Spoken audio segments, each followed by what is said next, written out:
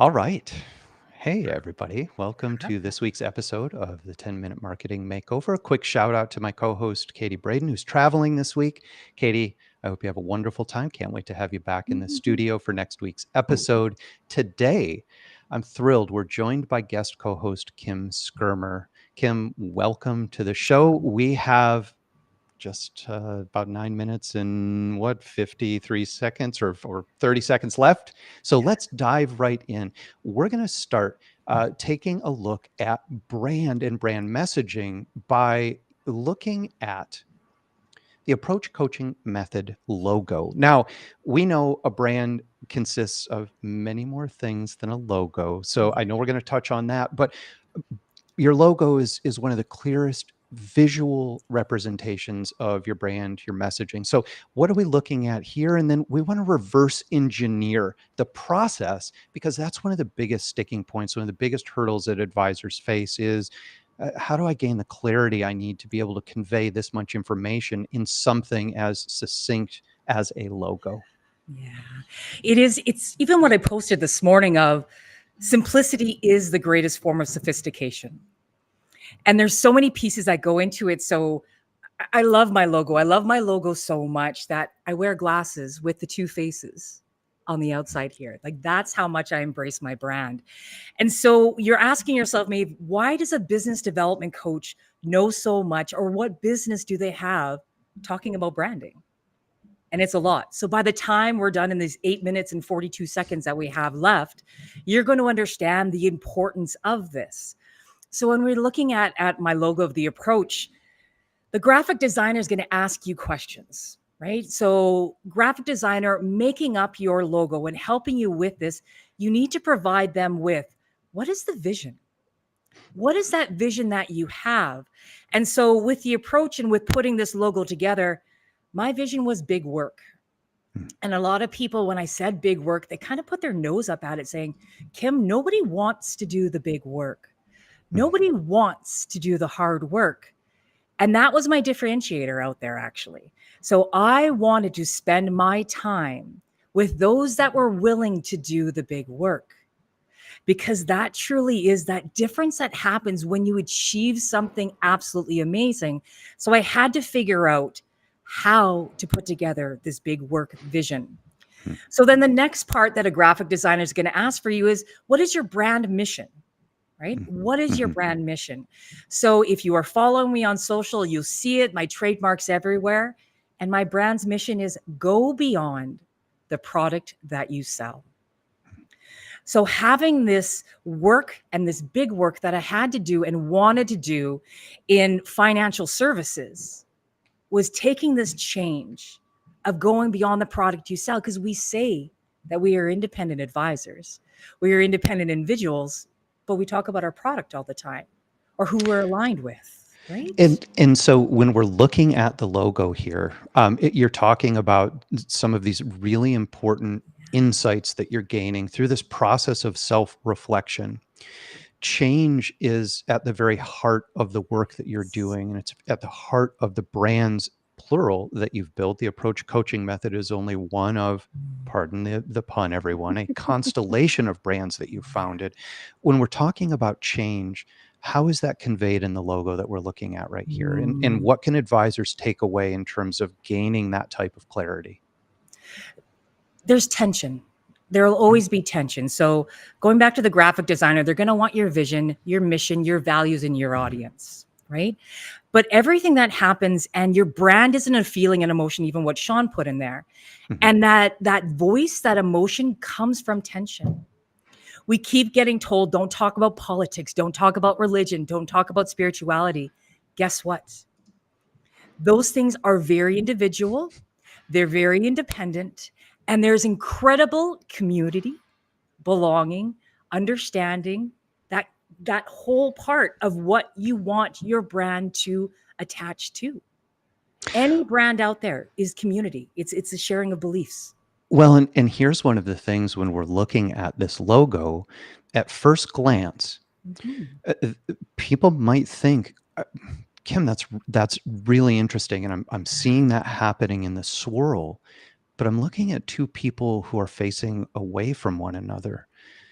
What's the connection there, and what's the message behind the message? That's really so much of what we're talking about today is the work behind the work, the message behind the message. What am I actually seeing? Because I'm looking at it, that's not my first thought. And that the circles that are connecting people are kind of doing that work. So what are we seeing here, and how did you get to that particular place? I got really angry. I Ah, got really upset and I got really hurt. And I had to lean into attention. So going back to the vision, the mission, the audience, the values, that audience that I've wanted to serve so long, the ones that are asking, what if there's a better way, was looking at men and women. So you mm, see the blue and you see the pink. And with that and combining that intersection becomes purple. mm, And purple represents stability, ambition, nobility, luxury, power, royalty. This amazing thing when women lead with community and collaboration, men lead with efficiencies. mm, And what happens is we're not looking at each other. The logo, the faces aren't looking at each other. What we usually represent is communication. What's truly important is as entrepreneurs, as business owners, we have this storm of ideas, of mindset, of commonality whirling around in our heads. And for you to truly have that right approach, to be able to stand up, be your own loud, right? Be you, be bold, do the big work, connect all the stars. mm. You have to share this fundamental baseline, this understanding, this storm, and know the only way to get through and see through with strategy of that storm is within the eye. So you have this commonality, right, of this idea. We all want to be successful. We want these own things. But look at the world today. Everyone is desperate to be noticed, to be heard, to be realized as an independent individual person. So that's why they're facing around. So we might have the same values and core values, but I want Derek to say it his way. I want Sean to say it his way. I want Katie to say it her way, because there's incredible, incredible perception that happens through that. That's how we get to the how can I do this better that lives in my values. Well, and it also strikes me that that is one of the ways we can think about brand and branding better or differently as well, is by really focusing on that deep work of reflection. Yeah. That to me sounds like it was pivotal in this process of developing this particular logo, developing the larger brand guide, right? Putting together the mission, the experience, the expertise.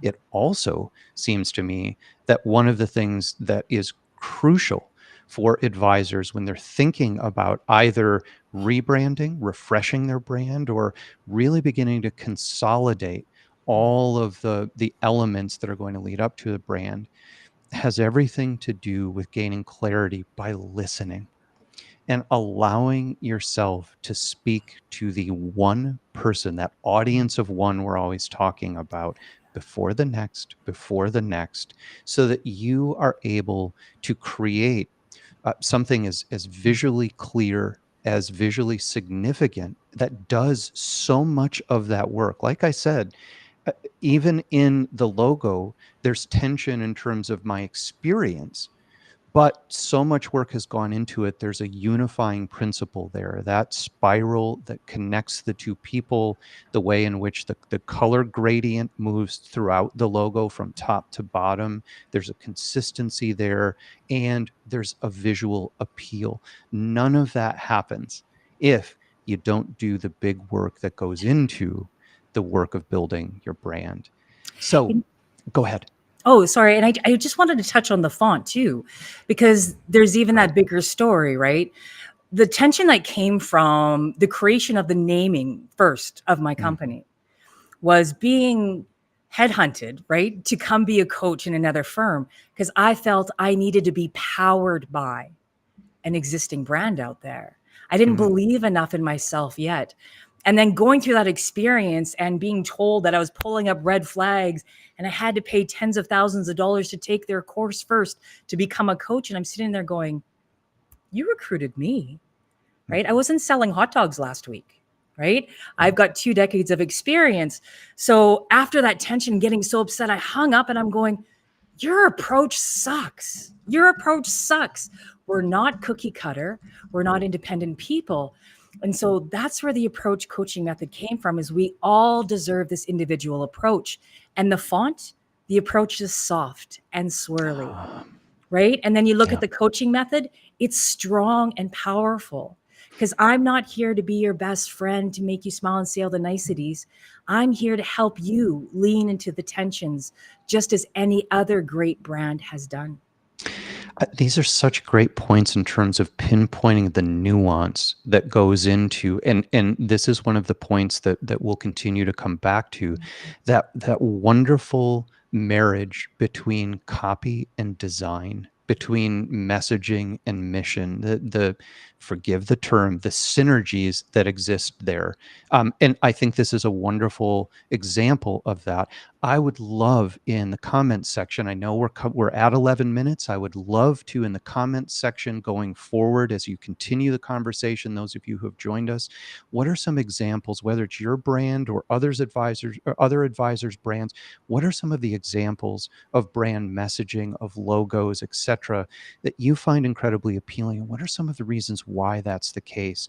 If it's your logo, what was some of the work that went into the logo, the brand, the messaging, so that we can confirm what it is that we're seeing? Mm. Kim, I can't thank you enough. We could talk for the rest of the afternoon. I think that that's going to be true for every one of these episodes. 10 minutes is a real challenge. I appreciate you joining us today, giving us so many insights. Everyone who joined us in the chat, again, let me just knock the caption off there. Oh, you restream. You did awesome. Katie is probably absolutely so proud. We did it, Katie. Well, again, thank you everyone for joining us. We really appreciate it. We will see you back in studio next week here on LinkedIn and on YouTube. Again, comments. Thank you, Sean, Katie. I hope you have a wonderful week of travel, and we will see everybody back. Kim, thank you so much today for these insights, and can't wait to hear what's going on in the comments after the